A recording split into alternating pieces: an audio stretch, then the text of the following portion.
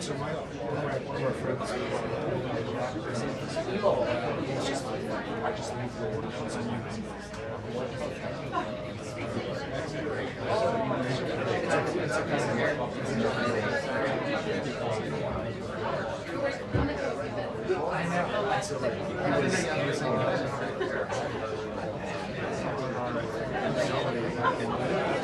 Alright, we can start.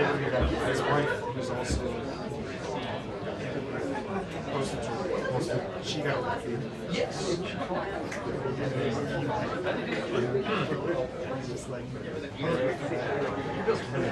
Oh, yeah.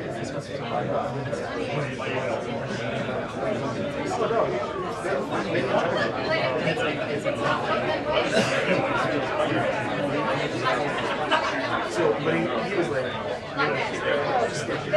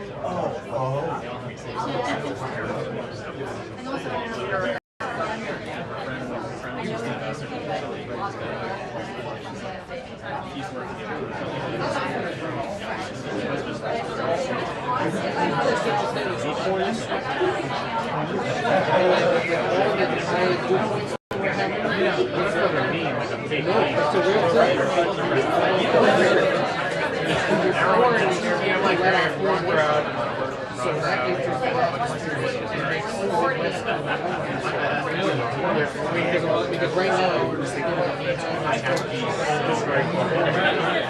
so it's making these 5 or 6 days.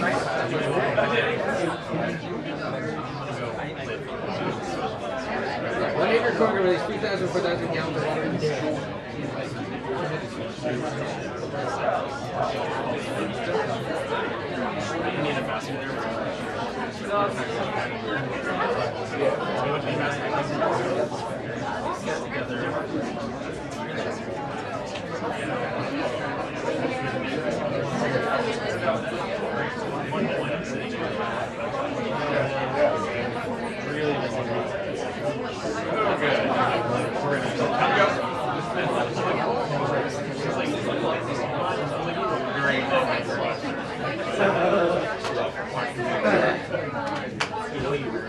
Give it the college one, 20 minutes. Yeah.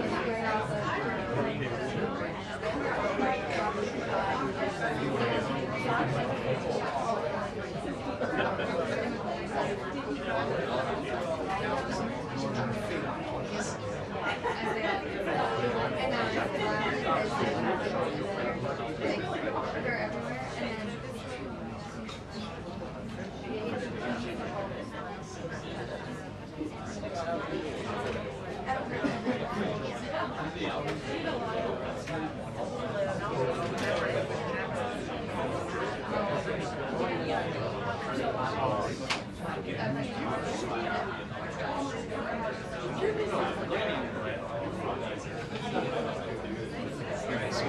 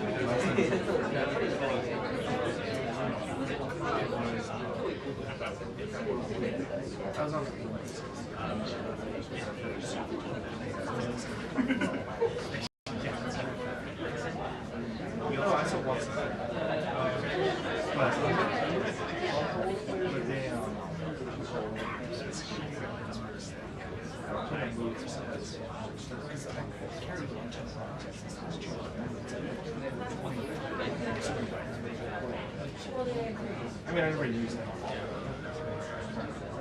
And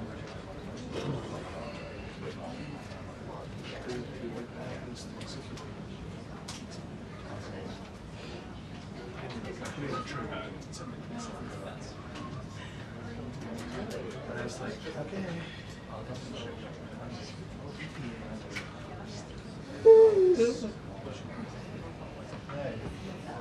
Didn't get very good. I know. It's not as but there's no hiding sport. No.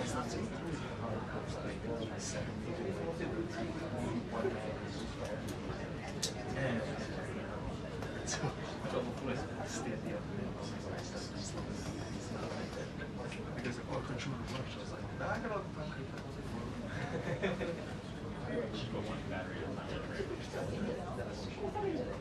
Daily day.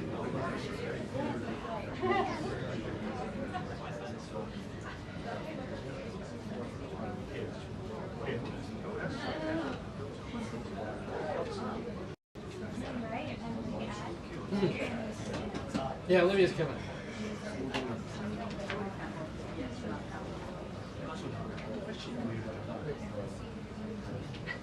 She's in the Rock City. She's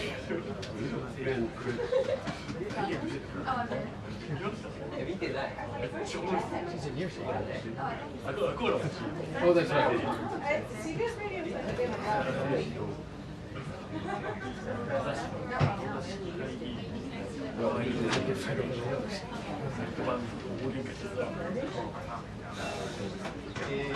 It's like I knew she'd come in here.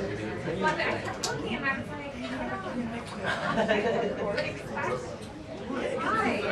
If I had seen you, I would have. Oh, I have that dress.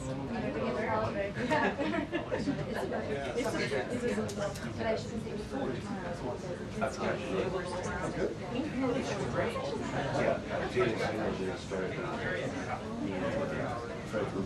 Oh, really? Oh, yeah.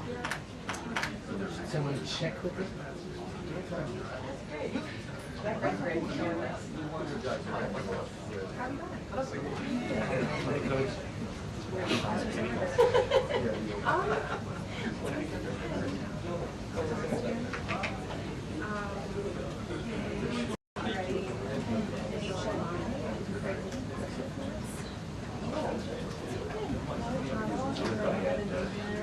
David Horowitz, attorneys, go after. Oh, we're so yeah, we so here we are. Here we are. It's so much fun. But it's exhausting, and you're being that's the thing that feels it. I had a tonight for how many show.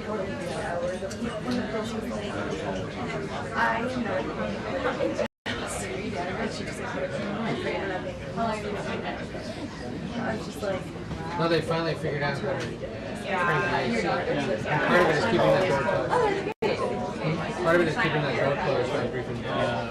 Which actually is from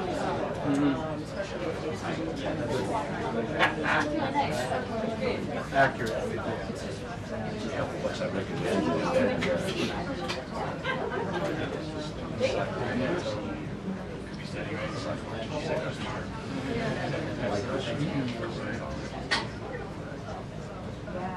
Boots or fridge? Sure. Not Leavitt.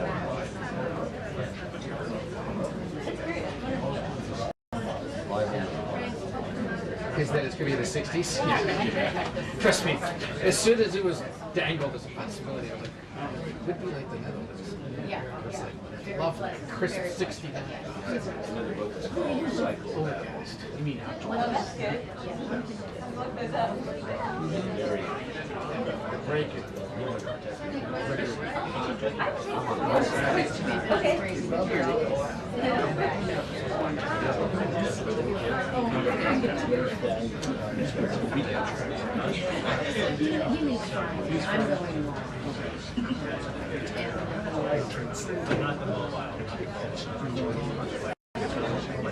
He's running it off as a business.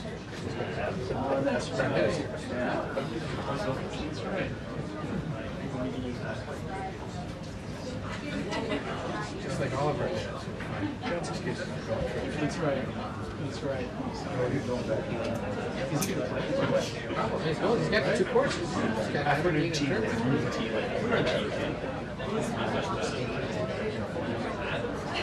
Tariff is cricket. He's like, we get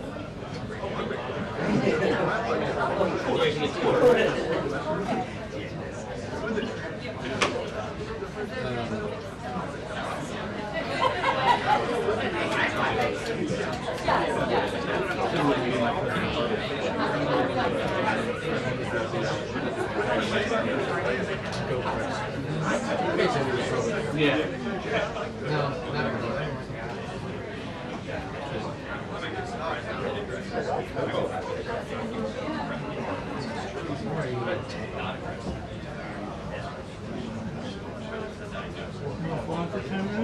Yeah. Yeah, but not dressed like this. Yeah, right. That's what kind of stuff.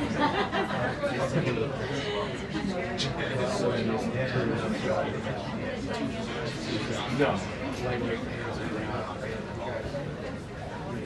You're in a long way.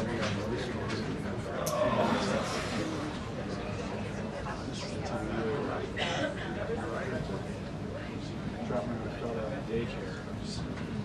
So we're going to walk there. Right. And then from there to Metro. Metro here.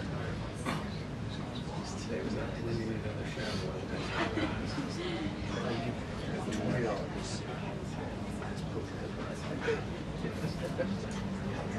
I guess I'll go down sandwiches. I can't make it really hard.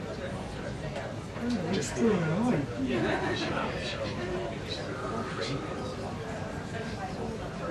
Yes.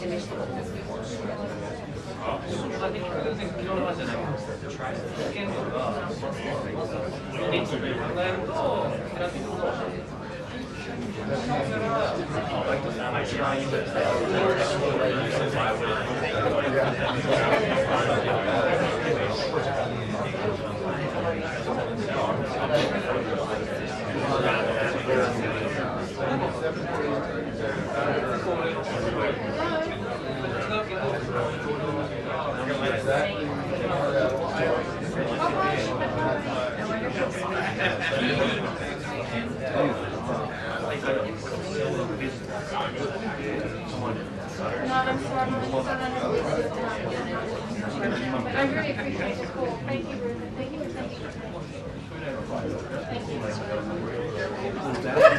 Thank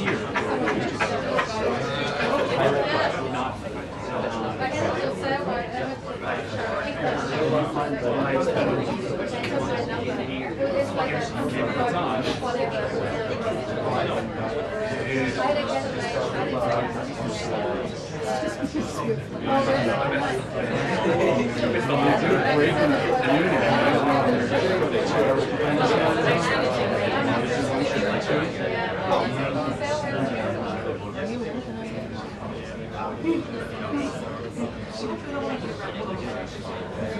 What's he containing?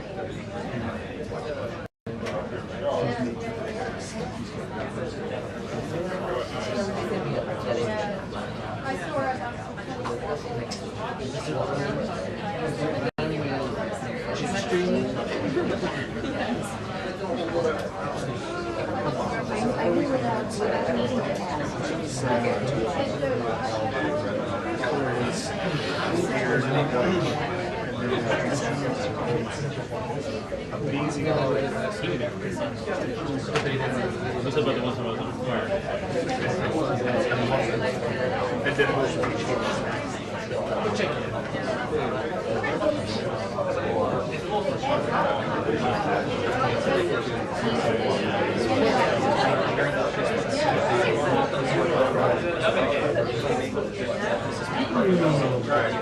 Also, if we hadn't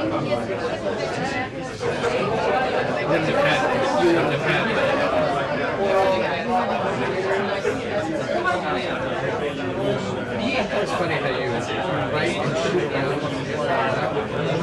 you are, and you let someone else do it. Oh, I get it. I see what you did there. That's what I do to you. President Bush asked. Exactly. By who? You don't have to wear like arm band.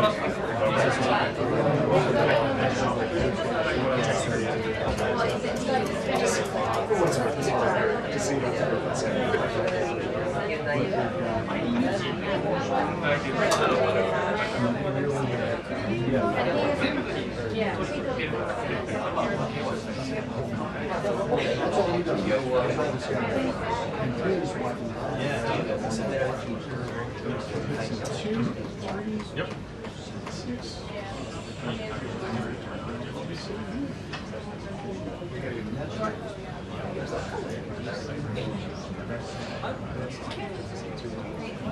No, the judge is speaking now.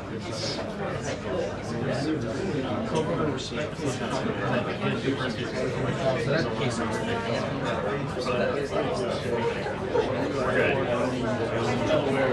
So the next time I did it was a year ago.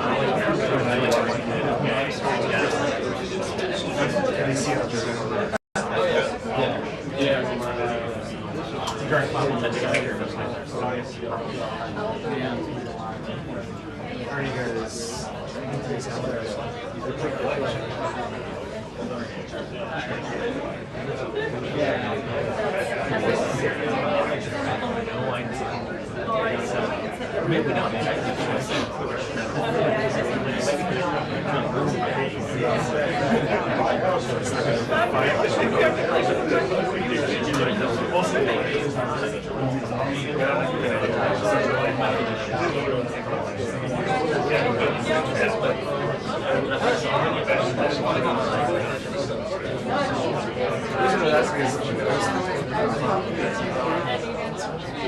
So the issue with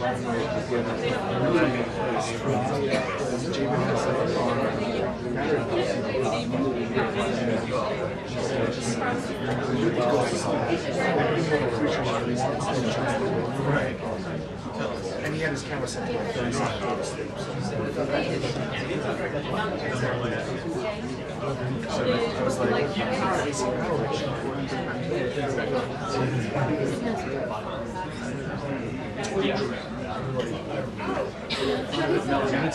the Vince was going on his part. big industry. He's like, But there's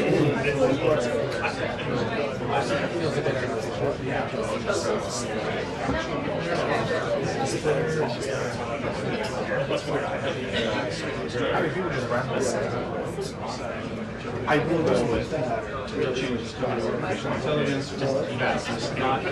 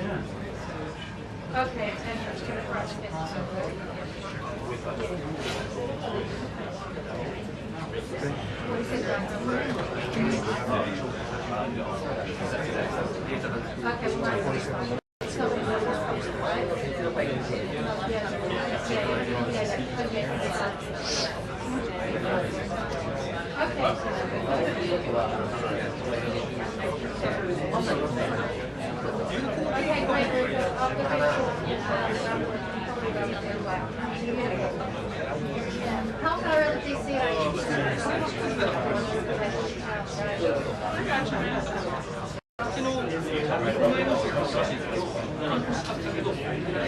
Okay, great. I think if we start chatting. Thank you very much. I think we'll go viral. Yeah, that's good. Check and see what's up. Knock on the door.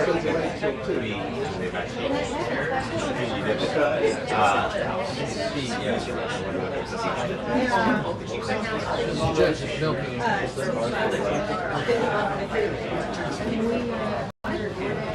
think you should. Yeah, me too. He's on my desk.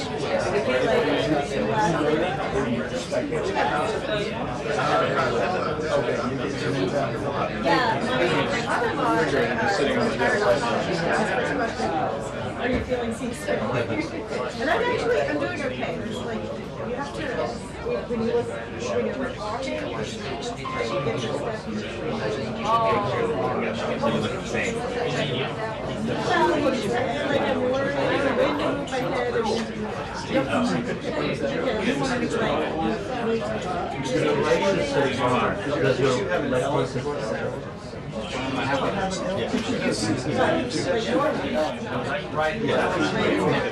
It's a slow it matches his socks.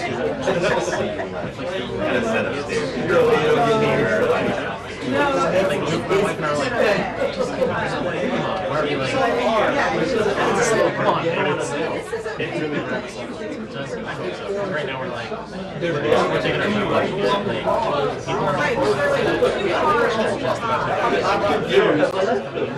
so I'm hoping it's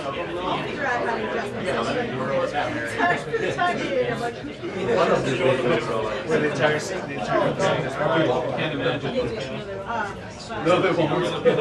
it's good. It's been a minute, right? So there's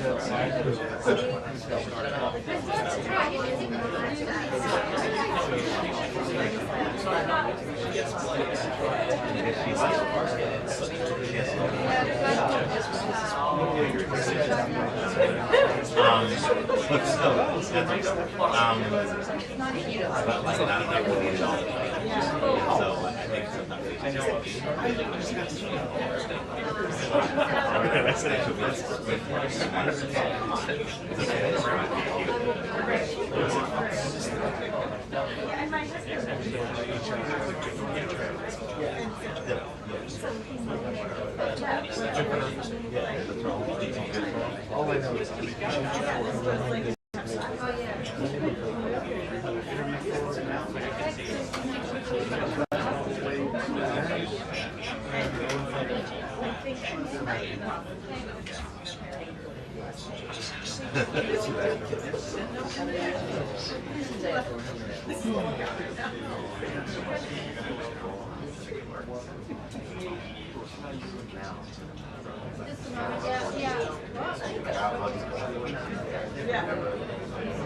Then I wear contrast, you know, so you don't want to be sorry. Yeah.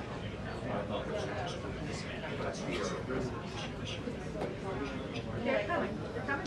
Okay, they are adjourned. You're adjourned. They've adjourned. We've adjourned. Can we adjourn? We're adjourned? Everybody can leave. That makes sense. we got a second motion.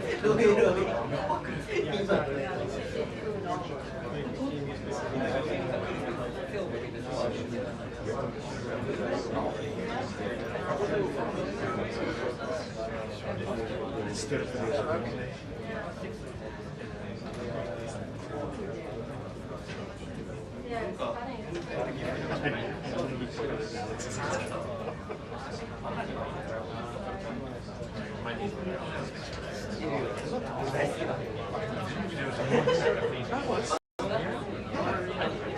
I was to Alex, so the walk camera was so close to me. I was in between them.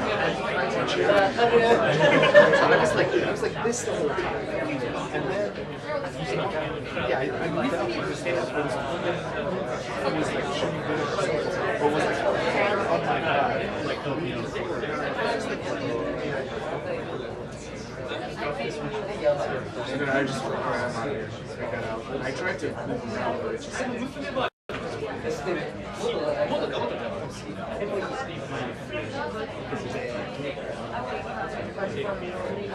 Oh, yeah.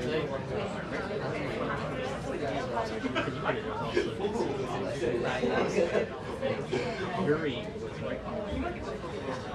Literally.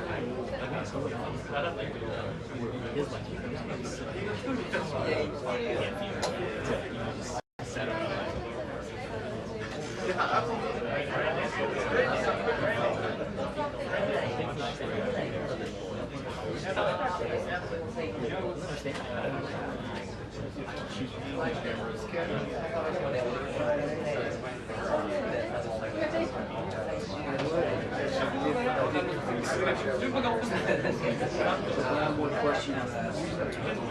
Just like living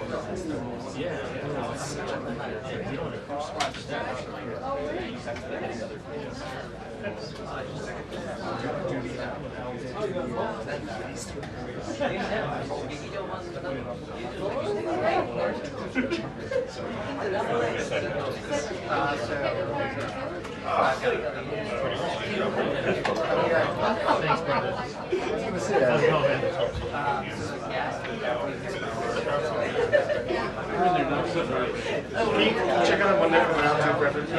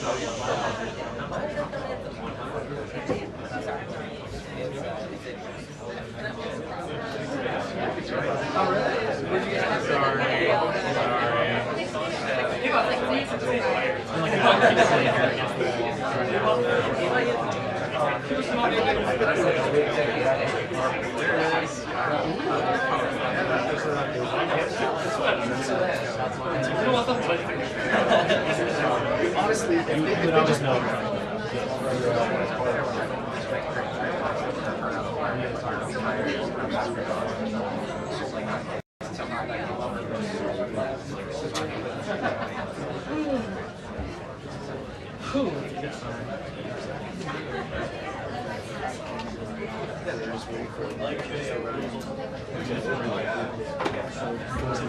Well, no, they're putting his passport in the car.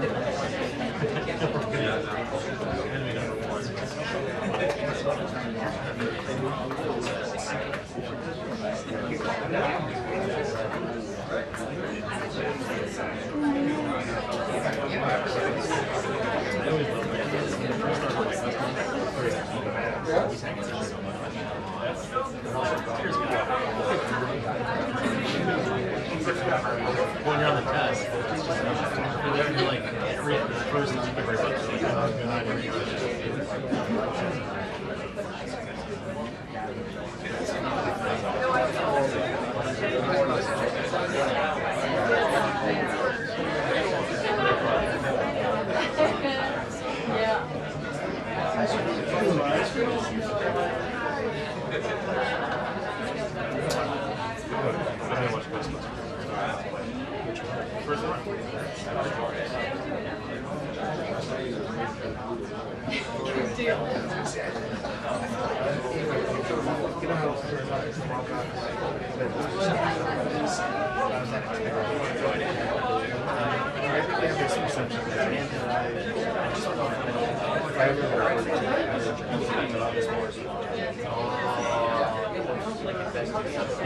I don't know how to like get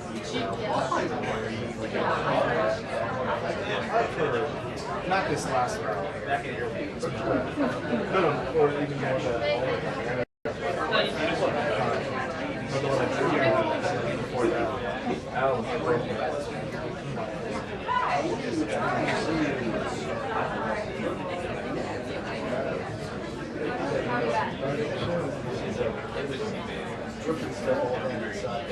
Do it now. 2 minutes until the briefing.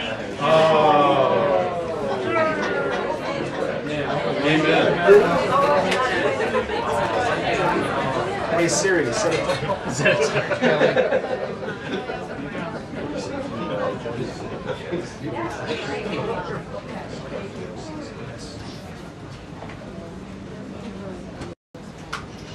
Or is that yours?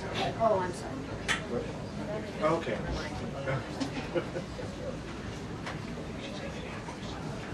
You think?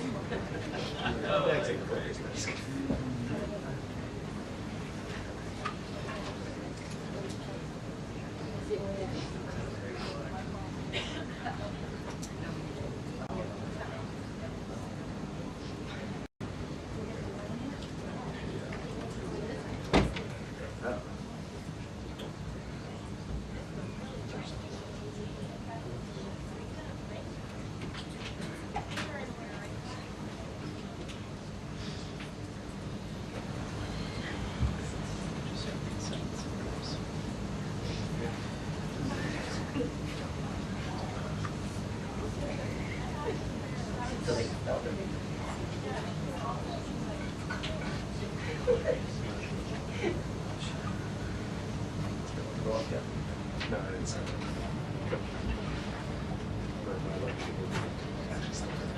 Go up.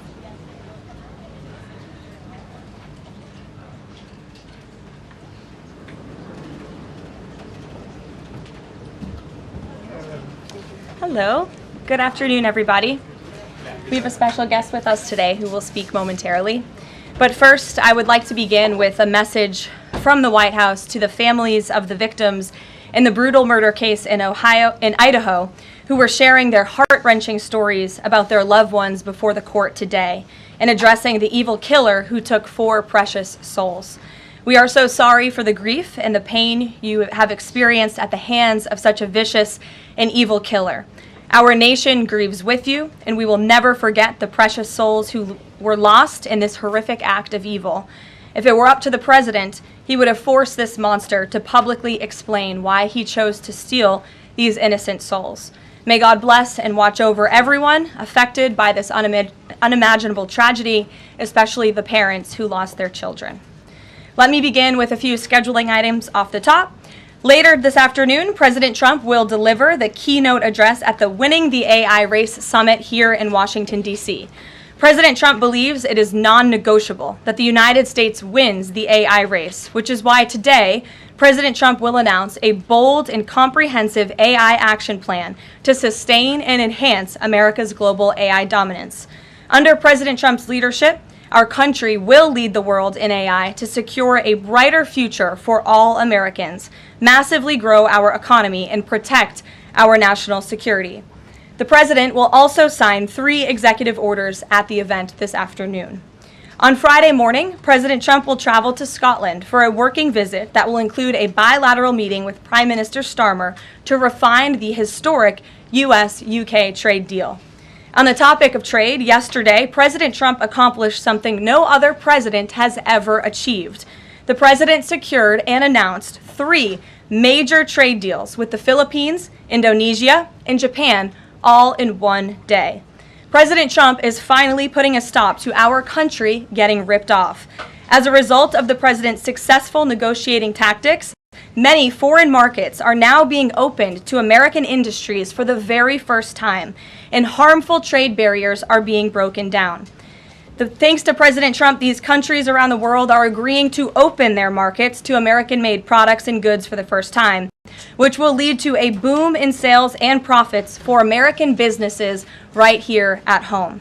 As President Trump said, he will only lower tariff rates if a country agrees to open their market to American-made products.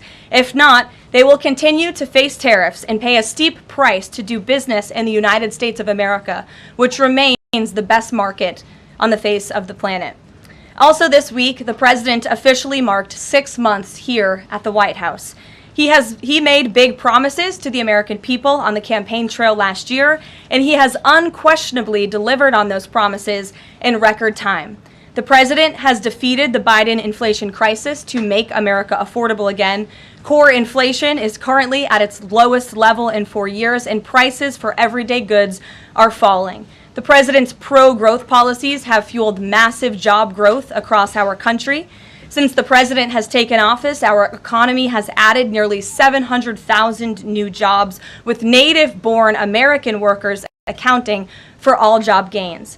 The president has put the economic needs of families and of workers first. He signed the largest tax cuts for the middle class in American history, including no tax on tips, overtime, and Social Security. We have also seen the president unquestionably deliver on his promise to secure our southern border. He has ended Biden's illegal alien invasion, and for 2 months in a row, 0 illegal aliens were released into our country. The president has also, as you all know, initiated the largest mass deportation campaign in American history. The president has also restored law and order to make America safe again, another campaign promise he vowed to the American public. The United States of America is currently on track for its lowest murder rate on record, following this shift from the last administration to the Trump administration. The president has also ended Joe Biden's reckless war on American energy. U.S. oil and natural gas production are now surging, and summer gas prices reached their lowest level since 2021. The president has also rebuilt our military, another campaign promise. He just signed the largest military investment in decades to modernize our armed forces with cutting-edge technology to replenish our stockpiles and provide American troops with the best equipment in the world. The U.S. Army, Navy, Air Force, and Space Force have all reached their recruitment goals months in advance.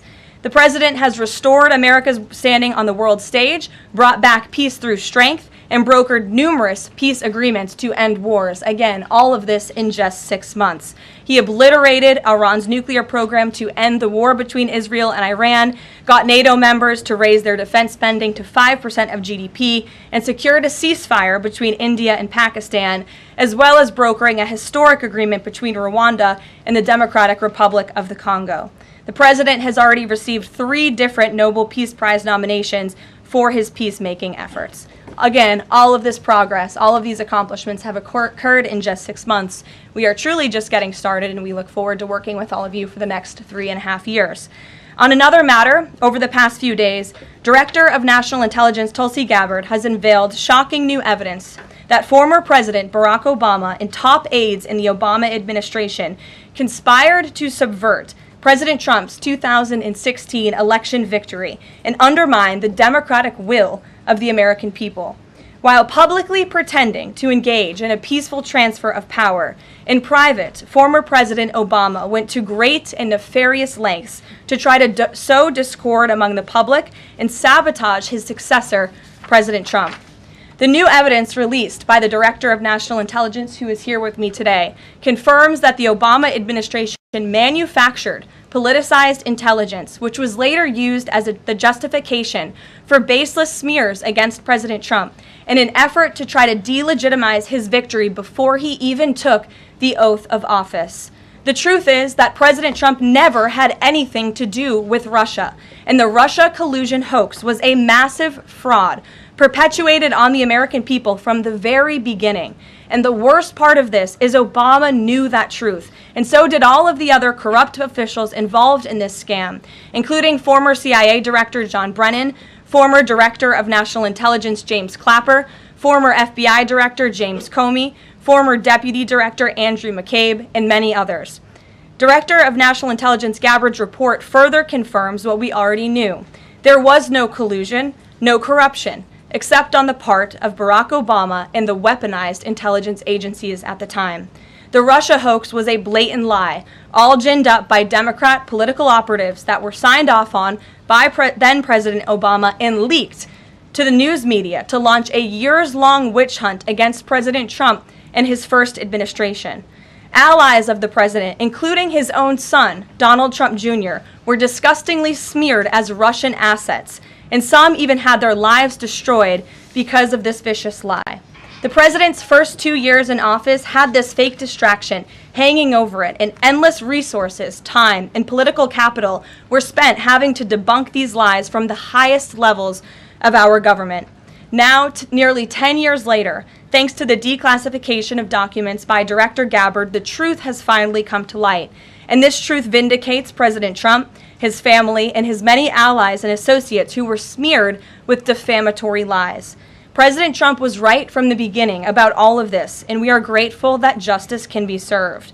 Now, we have even more damning evidence implicating those who tried to sabotage a duly elected president and did grave material harm to our republic.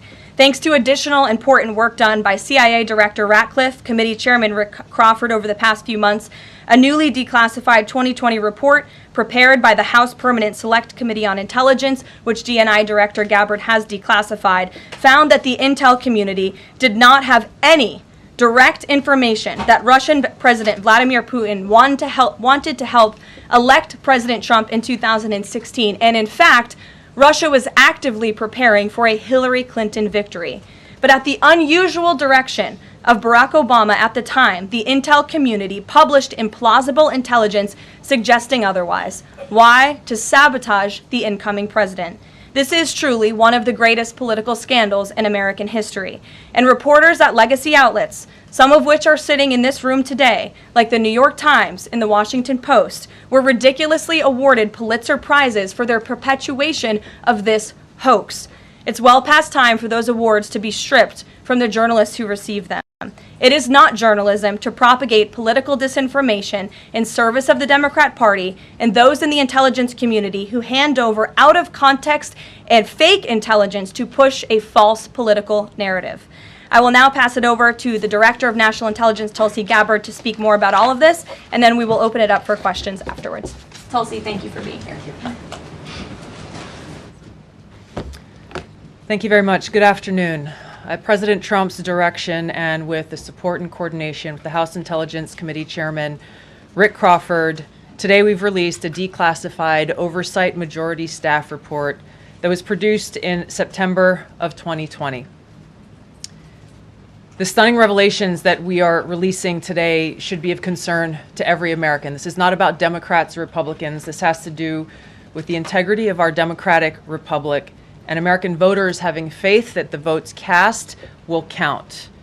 There is irrefutable evidence that detail how President Obama and his national security team directed the creation of an intelligence community assessment that they knew was false. They knew it would promote this contrived narrative that Russia interfered in the 2016 election to help President Trump win, selling it to the American people as though it were true. It wasn't. The report that we released today shows in great detail how they carried this out.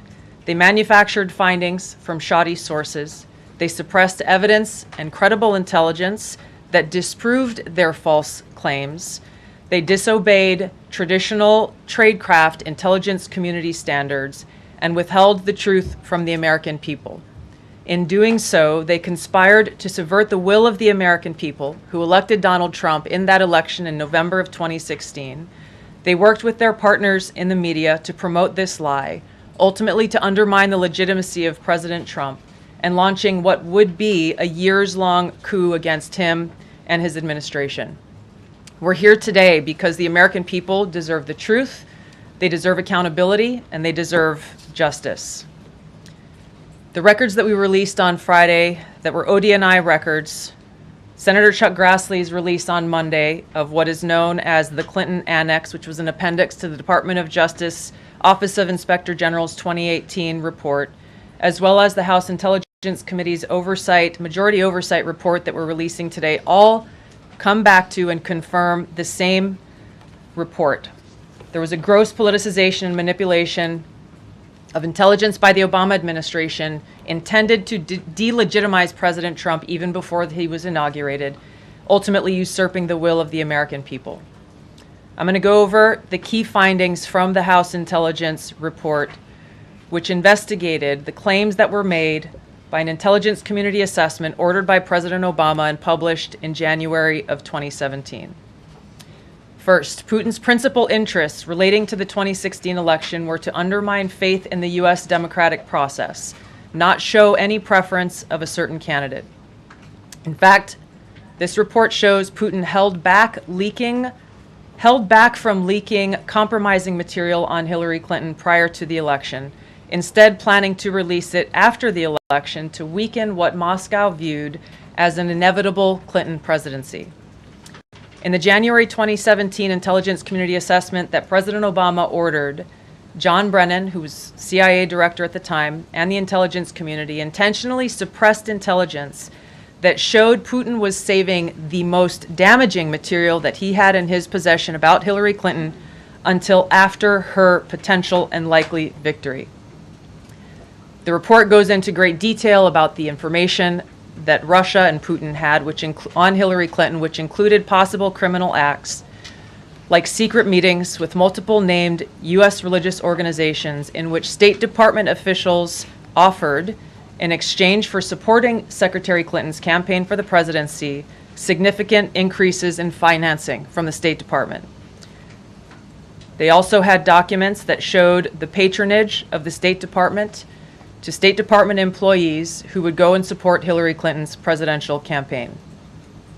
There were high-level DNC emails that detailed evidence of Hillary's, quote, psycho-emotional problems, uncontrolled fits of anger, aggression, and cheerfulness, and that then Secretary Clinton was allegedly on a daily regimen of heavy tranquilizers. Then CIA Director Brennan and the intelligence community mischaracterized intelligence and relied on dubious substandard sources to create a contrived false narrative that Putin developed a quote-unquote clear preference for Trump. Brennan and the IC misled lawmakers by referencing the debunked Steele dossier to assess quote-unquote Russia's plans and intentions, falsely suggesting that this dossier had intelligence value when he knew that it was discredited. The intelligence community excluded significant intelligence and ignored or selectively quoted reliable intelligence that contradicted the intelligence community assessment's key findings on Putin's alleged support for Trump. Including this intelligence reporting would have exposed the ICA's claim as implausible, if not ridiculous. The intelligence community assessment omitted reliably sourced information, such as how some Russian intelligence officials were quote-unquote planning for candidate Hillary Clinton's victory, while others assessed neither Trump nor Clinton would respect Russia's interests. As was reflected in the ODNI documents that we released on Friday, multiple intelligence community assessments released in the months leading up to the November 2016 election concluded that Russia had neither the intent nor capability to impact the outcome of the U.S. election. On December 5th of 2016, the FBI and ODNI gave the House Intelligence Committee its first post-election classified briefing, in which there was no mention of Putin aspiring to elect Trump by either agency. The Presidential Daily Brief, drafted on December 8th of 2016, stated that no Russian or criminal actors impacted vote counts. This document was pulled just hours before it was to be published due to quote-unquote new guidance. If it had been published, it would have been briefed to both President Obama and President-elect Donald Trump.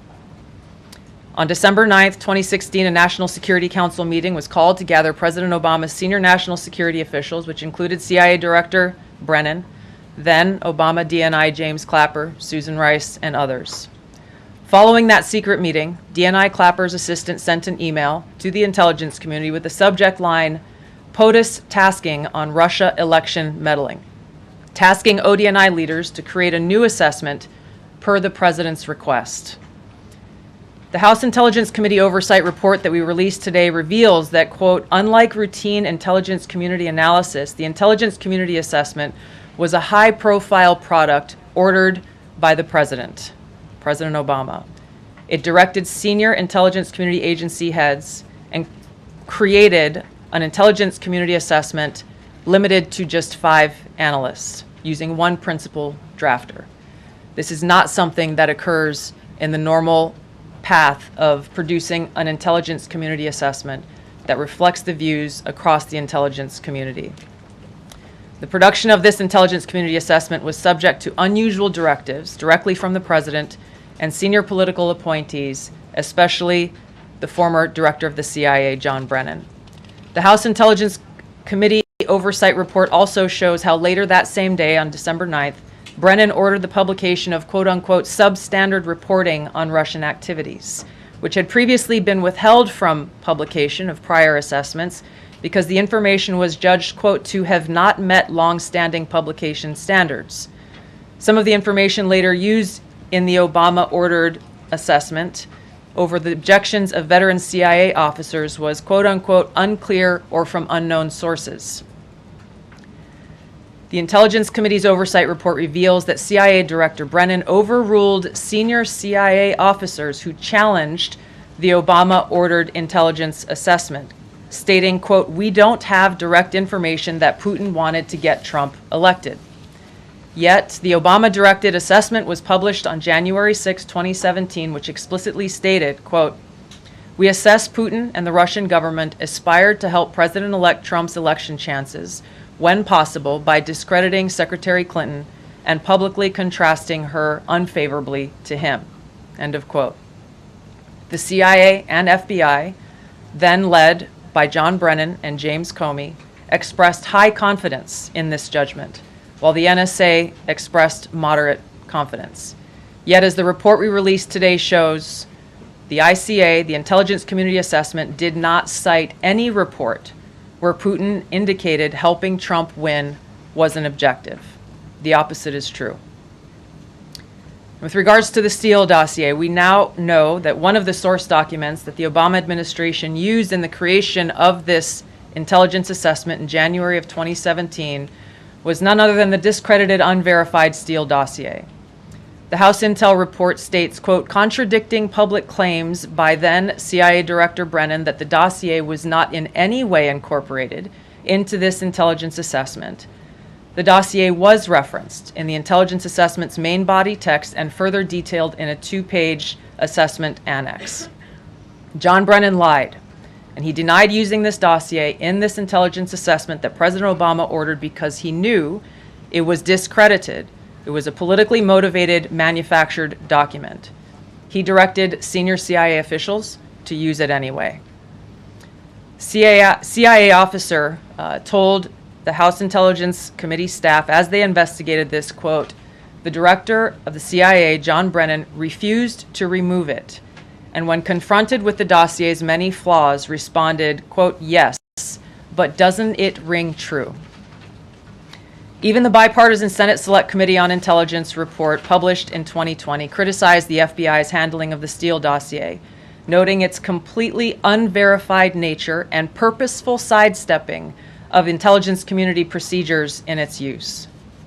Now, President Obama, Hillary Clinton, John Brennan, James Clapper, James Comey, and others, including their mouthpieces in the media, knowingly lied as they repeated the contrived narrative that was created in this January 2017 intelligence community assessment with high confidence as though it were fact. John Brennan, as CIA director, stated in a memo to his agency staff in December of 2016, saying, quote, there is strong consensus among us on the scope, nature, and intent of Russian interference in our presidential election. This was reported by NBC News, confirming that Brennan, along with James Clapper and James Comey, agreed with the CIA's assessment that Russia intervened to help Trump win the presidency.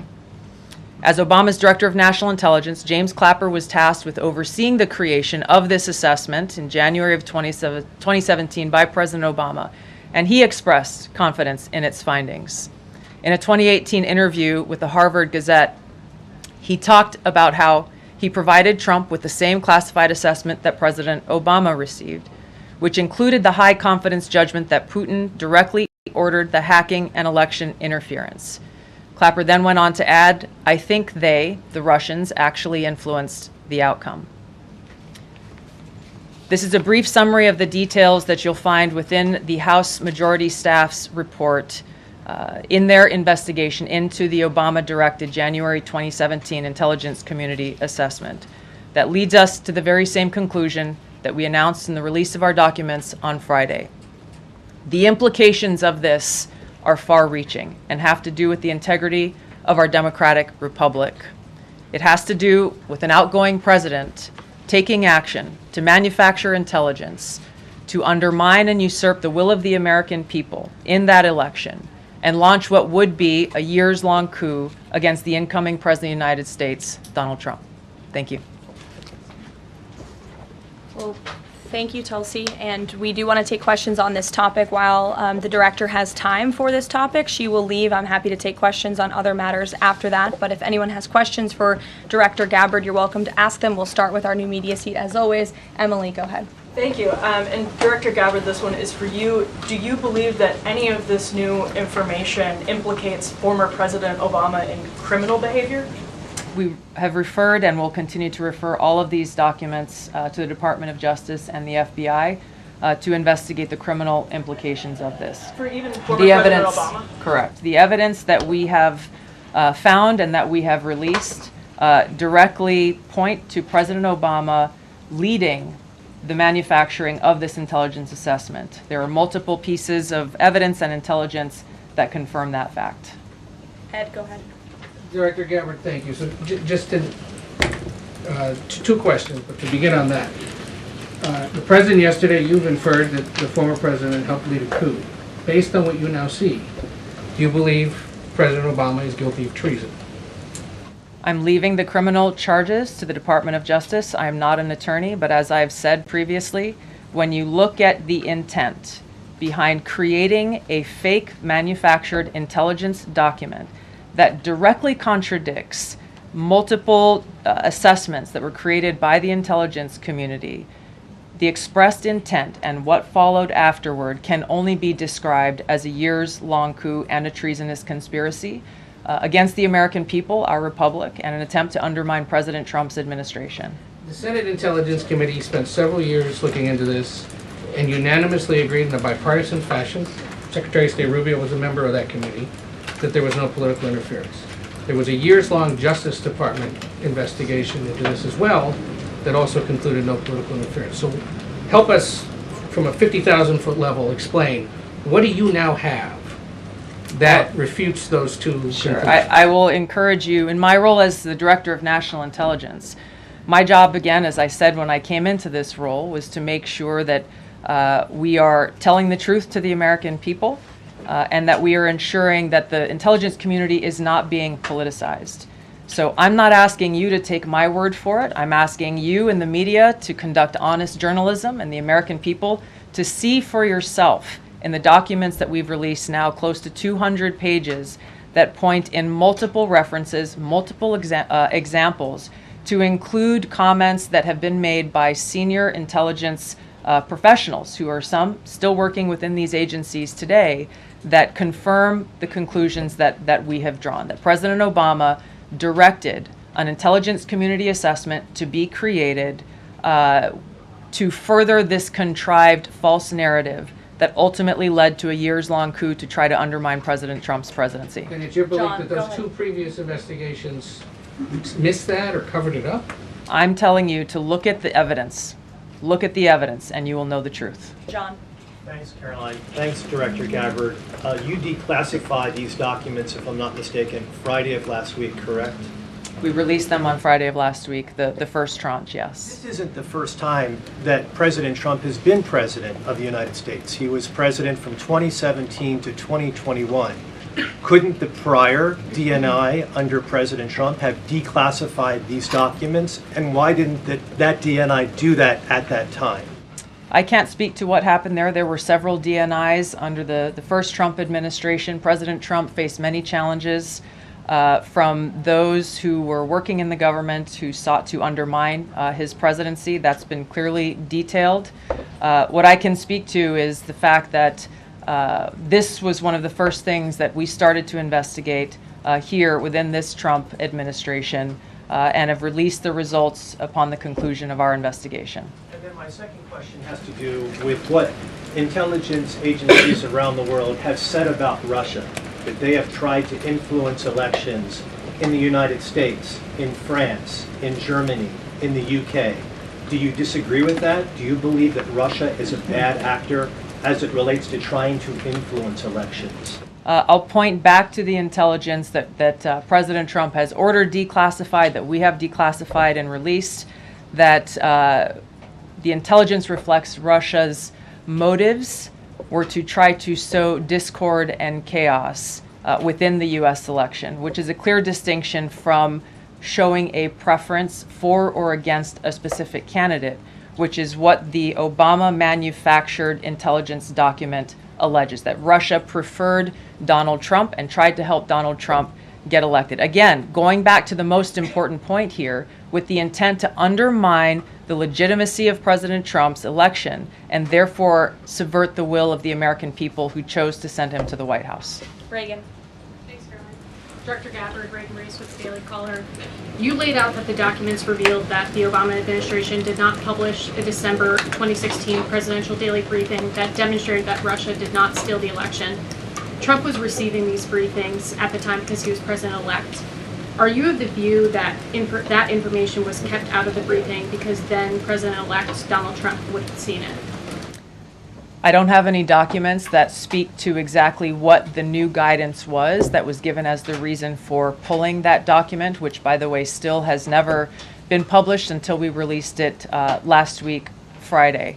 One could assume that they didn't want President Trump to see a document that came from the intelligence community that would contradict the Russia hoax narrative that began through the Hillary Clinton campaign with the Steele dossier. One more. Maybe either for you or Karoline. The president said yesterday that Obama committed treason. Do you or the White House believe that the Supreme Court's immunity decision protects Obama from prosecution? Look, I can speak to the president's feelings on this matter. He spoke to all of you yesterday in the Oval Office, but I also spoke to him about this morning. And he wants to see all those who perpetuated this fraud against our country, who betrayed our country and the Constitution, to be thoroughly investigated and held accountable. And it's been 10 years of this. And I would just add, based on everything the director has said and declassified, all of you in this room should go through it and take a look at this report and review the intelligence, because unfortunately that hasn't happened. And many of the people who perpetuated this hoax, Clapper, Andy McCabe, James Comey, and many others, have been hired by major networks in this room to go on television and continue to spew these lies, knowing that they are lies. And if you all recall, just flashback to 2016 and the years after, the entire Trump 1 presidency was embroiled in this scandal that was perpetuated by the Democrat Party. And you had major Democrat Party officials in this city, namely Adam Schiff, Hillary Clinton, Elizabeth Warren, who went on television and told the American people, Donald Trump is an asset of Russia. It was a lie. They always knew it. Hillary Clinton herself said that President Trump would be a puppet for Putin. Senator Tim Kaine at the time called President Trump Vladimir Putin's defense lawyer. Adam Schiff stated, and one of the worst things a lawmaker can do is to tell the American people, I know something you don't know, it's just classified and I can't tell you. And that's what he said. I can tell you that the case is more than that. I can't go into the particulars, but there is more than circumstantial evidence now. And not enough people in this room, not enough journalists in this country pushed Adam Schiff to say, what are you talking about? What evidence do you have? Everybody just ran with the lies, and it led to impeachments. It led to the division of our country. Unfortunately, so many Americans, from listening to outlets in this room, believed in these lies. And it's a complete scam, and it's a scandal, and the president wants to see accountability for that. Phil. Thank you. Question for Director Gabbard. A spokesperson for former President Obama said in a statement earlier this week, quote, nothing in the documents issued last week undercuts the widely accepted conclusion that Russia worked to influence the 2016 election but did not successfully manipulate any votes. How do you respond to critics like former President Obama and also others on the Hill who say that the administration is conflating apples and oranges here, conflating allegations of actual hacking of voter machines and allegations of interference generally?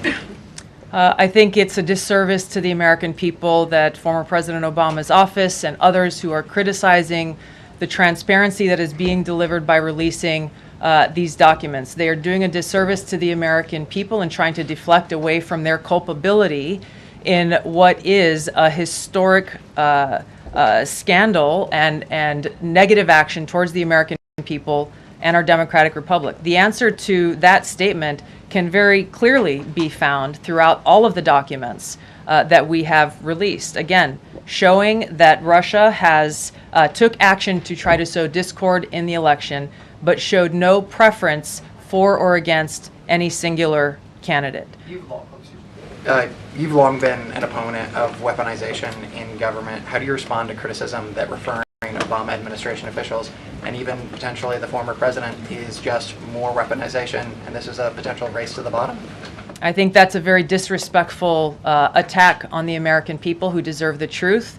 They deserve to have faith and trust in the integrity of our democratic republic, which has been undermined by President Obama through his direction of this manufactured fake intelligence document, knowing that it was filled with lies and knowing that it would and could then be used for all of the actions that came after. Karoline, and I would just add, there needs to be accountability for that weaponization, Phil, that we've seen. And no one has been a victim of the weaponized government more than President Trump, not just because of this political scandal. You all recall his house was raided. So I think, it's very disingenuous for people to say, how dare they speak of former President Obama about this based on evidence and based on intelligence when the former President of the United States, Donald Trump's home was raided when he was forced to sit in a Manhattan courtroom and many other courtrooms across the country for crimes he never committed, when he was impeached and indicted, and the entire country witnessed that. That's the weaponization of justice. Now the president is back because the American people see the truth. Nearly 80 million Americans reelected him back to this office, and he believes that we need to have justice and accountability, and I think the nearly 80 million Americans who reelected him agree with that. Caitlin. Thank you, Karoline. Two questions for Director Gabbard just on this. Director Gabbard, you referenced the past intelligence reports and assessments on this, including that 2017 one that was signed off, as Ed noted, by every Republican on the Senate Intelligence Community, including the acting chair of the time, now Secretary of State Marco Rubio, who said in a statement that they did not find any evidence of Russian collusion, but they did find, however, is very troubling, and they found irrefutable evidence of Russian meddling. One, are you saying that he's wrong in that statement that he made then? And secondly, what would you say to people who believe that you're only releasing these documents now to improve your standing with the president after he said that your intelligence assessments were wrong? Well, first I want to correct something that you stated, which was citing the Senate Intelligence Committee's report as being one and the same. I think you said the intelligence community. The Senate Intelligence Committee has a very different function than the Office of the Director of National Intelligence. The evidence and the intelligence that has been declassified and released is irrefutable.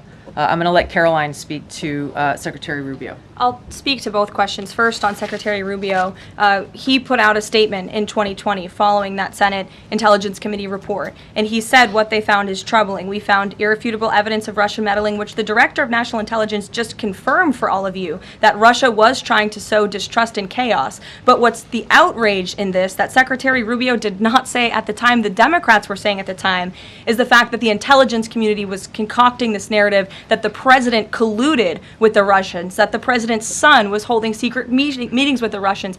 All of these lies that were never true. And he also said at that time, we discovered deeply troubling actions taken by the FBI under Comey, particularly their acceptance and willingness to rely on the Steele dossier without verifying its methodology or sourcing. The Steele dossier that many outlets in this room ran as the gospel truth, and it was cooked up and paid for by the Clinton campaign.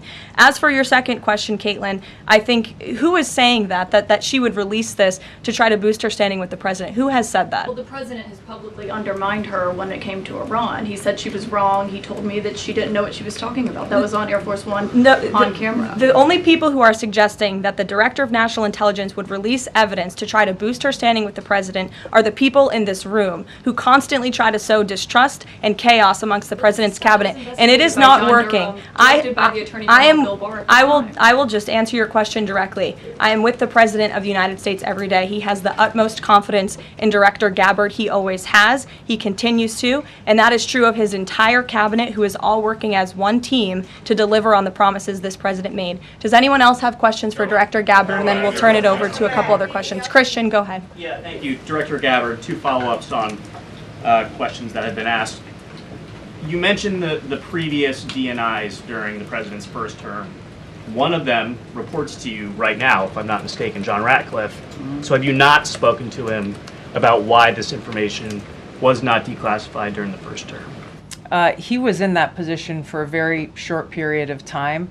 The work that began back then, we have picked up and absolutely completed. We are continuing to investigate this. Additional whistleblowers are now coming forward because they see an opportunity for the truth to come to light. And as Karoline said, for real accountability to be brought forward. The accountability is the essential part of this. We can show the truth, reveal the truth.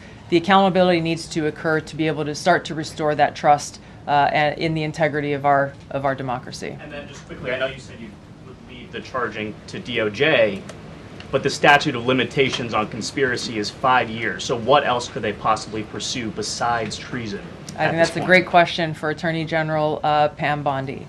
We're providing all of the evidence, all of the intelligence that we have, both redacted and unredacted versions, referring it to the Department of Justice and the FBI. We'll take one more, Charlie. Go ahead. How credible was the information about Hillary Clinton's power from you? The report said that it was from sourced from the DNC. Have you seen that information, or do you think that maybe Russia was overemphasizing what they had? All I have seen is what the Intelligence Committee have reported through their investigation. I think the underlying point there is that we understand from intelligence what Russia said that they had. And the important point here is that if they were trying to influence the election, as President Obama and James Clapper and John Brennan, everybody said they were doing in order to support Donald Trump's election, they would have released the most damning of that information, some of which I detailed here. You'll find the rest in the report, prior to the election to help Donald Trump win. They specifically withheld what they had on her, the most damning information, because they thought that she would win the election. They had plans to release it just prior to her inauguration to, again, sow discord and chaos in America. And if I may, on Jeffrey Epstein, can you rule out that he was connected in some way to any kind of intelligence, either foreign or domestic? I haven't seen any evidence or information that reflects that. If anything comes before me that changes that in any way, support the president's statement loud and clear. If any credible evidence comes forward, he wants the American people to see it. Great. Director Gabbard, we thank you for your time today. I know you're a busy woman, so we'll let you get out of here, but thank you so much. Okay. I know there's many issues going on today across the world and here at home. If you have any other further questions, I'm happy to take them. Ed, why don't you go ahead? Yeah, thank you, Karoline. So the Japan trade deal, is that Japan trade deal the start of this number of trade deals that the Treasury Secretary says we're going to see by August 1st? I think it is. I mean, as you said, we had Japan yesterday. We also had Indonesia, and we had the Philippines as well. The president announcing all three. He came in as the closer in all three of those. I've said many times from this podium that the president's trade team has been in active talks and discussions with many countries around the world, and you've all been anxiously awaiting what those countries were. Now you know three of them, and there's many, many more to go. We have now sent 25 letters to countries around the world. But just to reiterate this Japan deal, for those at home who may have missed it, Japan will now pay a 15% tariff versus the reciprocal rate of 24% that they initially had. Auto and auto parts tariffs have been reduced to 15%, but the centerpiece of this deal now is the president got Japan to commit to $550 billion in investments to revitalize American industries. And these funds will be spent at President Trump's discretion and direction into key industries such as energy, semiconductors, critical minerals, pharmaceuticals, and shipbuilding. And the U.S. will retain 90% of the profits from any investments made by this $550 billion fund. This was originally a $400 billion investment that President Trump then negotiated to an increase of $150 billion, making it a $550 billion deal for the American people. And I just want to emphasize, Ed, I see you have a follow-up, but it's very important. Japan has agreed to open their markets to many very key sectors and American-made products that have really faced very strict tariff and non-tariff barriers prior. So thanks to the president, Japan's markets will now be open to American-made products and goods. This is big news for our tech companies and our farmers as well. On Monday, the Treasury Secretary is going to Stockholm to talk to the Chinese delegation. What does the President hope to get out of that meeting? Are there deliverables? I won't speak to any deliverables or set expectations. I'll let the Secretary of Treasury do that. But I did speak to him yesterday about his upcoming trip, and he looks forward to continuing discussions with his Chinese counterparts. The President has ensured that we have a good continuing working relationship with China that benefits the United States. And so the Secretary of Treasury will be obviously discussing those key matters, but I'll let him set the expectations. One more, if I may. Sure. Given what the DNI just said and laid out, does President Trump believe that President Obama should go to jail for something? Look, the President believes that this matter needs to be thoroughly investigated, and anyone convicted of crimes should be held accountable in this country. Go ahead. Special Envoy Wickoff is headed overseas again. Good to see you, Olivia. I haven't seen you since the campaign trail. Yeah, it's good to see you. He's headed back overseas. Can you give us a sense of what the marching orders are to some of the people he'll be meeting with, and specifically as it relates to Gaza and ongoing talks there? Yes, Special Envoy Wickoff is headed to Europe, where he will meet with key leaders from the Middle East to discuss the ongoing ceasefire proposal to end this conflict in Gaza and to release the hostages. These are very sensitive negotiations that are currently taking place.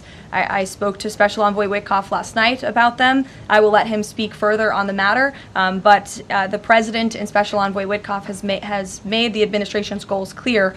We want this ceasefire to happen as soon as possible, and we want these hostages to be released. Go ahead. Karoline, a Florida federal judge has refused to allow the Epstein grand jury materials to be released. Does the President want the administration or Department of Justice to appeal that ruling? That was just breaking as the director and I were coming out here, so I haven't had a chance to talk to the President about it. I understand there are 2 other requests from the Department of Justice that are ongoing, but I'll let this President speak to whether he wants to see an appeal, and the Department of Justice, I'm sure, can give you a statement on that as well. And is he supportive of the effort to talk to Ghislaine Maxwell? I know that Todd Blanchard mentioned that earlier this week. The President spoke to this yesterday, and he said he thinks it's an appropriate idea. Kelly. What is the accountability that you would like to see if this current president is the one who brought the case to the Supreme Court and Chief Justice Roberts made clear in his opinion that a sitting president's responsibilities in office cannot lead to prosecution, immunity? So what is it the President Trump wants regarding President Obama, given that fact? And the special counsel at the time, Durham, when that Supreme Court matter was not in effect, could have charged anyone and did not. So on those 2 points, how do you respond?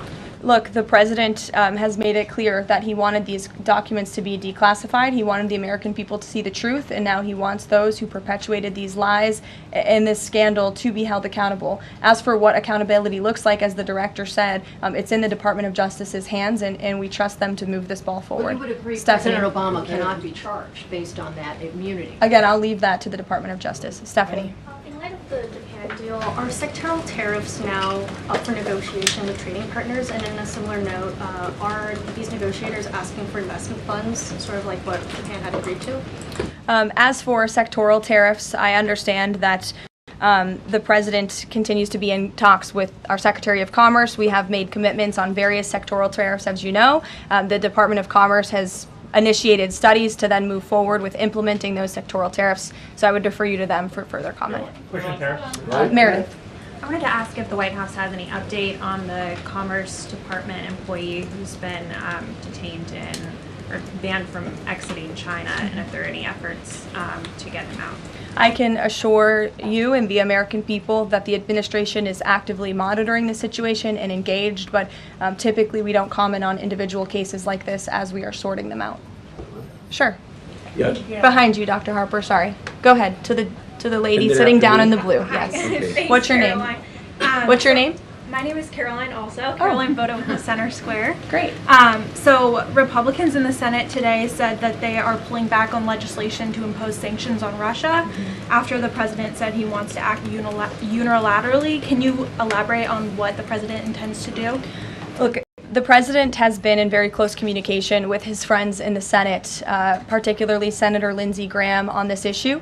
But the president has always maintained, he's the commander-in-chief chief and the president for a reason, and he has been deeply involved in this conflict since the beginning. And so any decisions that are made with respect to sanctions, the president wants to reserve that authority and that right to himself. Jasmine. Thanks, Caroline. Two questions for you. The first on AI.